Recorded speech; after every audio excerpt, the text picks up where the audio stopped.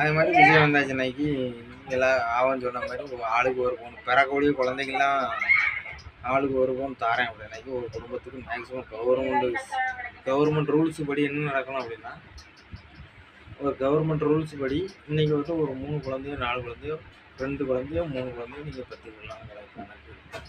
2 பவுன் 3 பவுன் நம்ம கவர்மெண்ட் கொடுக்கறனாலே நீங்களே பாருங்கள். ஒருத்தன்ட்டு 100 பவுன் இருக்குது, அவன் வந்து எத்தனை பேருக்கு 50 பேருக்கு உதவலாம், 100 பேருக்கு உதவலாம், 100 குடும்பத்துக்கு அவன் வந்து என்ன செய்யலாம் உதவலாம்.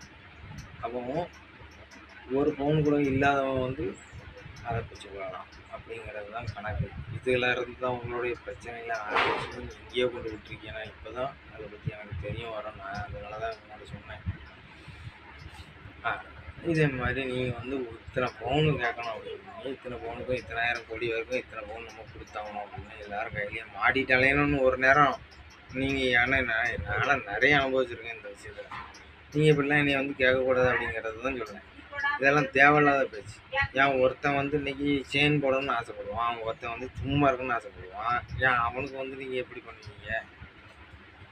எப்படி இப்படின்றது நிறைய கதைகள் இருக்குது. நான் அதெல்லாம் பற்றி பேச விரும்பலை. ஆனால் எனக்கு வந்து இப்போதைக்கு உள்ள விஷயத்தில் வந்து நீங்கள் எந்த பணத்தையும் செலவழிக்க கூடாது. தமிழ்நாட்டுக்குன்னு ஒதுக்கப்பட்ட பணத்தை வந்து நான் சொல்லுத பிளானில் மட்டும் கரெக்டாக நீங்கள் வந்து பணத்தை செலுத்துங்க.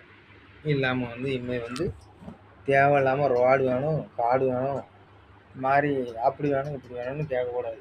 எனக்குன்னு உள்ள கவர்மெண்ட் பிளானுக்கு நம்ம வந்து கொடுத்ததுக்கு வந்து நம்ம வந்து ஒழுங்காக ஆதரித்து போனாக்கி நல்லாயிருக்கும் அப்படிங்கிறதுக்காண்டி நம்ம 3 மாநிலம் சேர்ந்தாச்சுன்னா நம்ம 3 மாநிலத்துக்கு இன்னொரு எக்ஸ்ட்ரா ஒரு மாநிலம் வரணும், 4 ஆகணும், 5 மாநிலம் வாங்கணும், 10 மாநிலம் வாங்குதுன்னா நம்ம இன்னைக்கு உலக அளவில் எத்தனை மாநிலம் இருக்குன்னு எனக்கு சத்துன்னு நான் கணக்கு பார்க்க மாட்டேன்.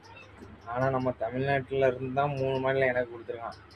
அந்த 3 மாநிலத்தை நம்ம எப்படி செய்யணுமோ அதே மாதிரி நம்ம ஒழுங்கு மரியாதையாக பிளான் போட்டு அவங்களுக்கு காமிக்காமல் பணத்தை தின்னுட்டு ஏமாத்தாங்க அப்படிங்கிறதா சொல்லுவேன்.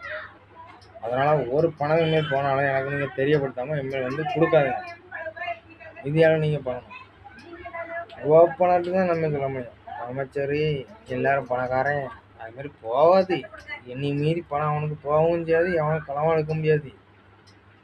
அப்படி இல்லாமல் நம்ம வந்து கவர்மெண்ட் வந்து நடத்தவும் மாட்டோம். அப்படி ஒருத்தர் இந்த வீட்லேயும் இருக்க முடியாது. சரியா? இருந்தாலும் உங்களுக்கு சொல்கிறேன்,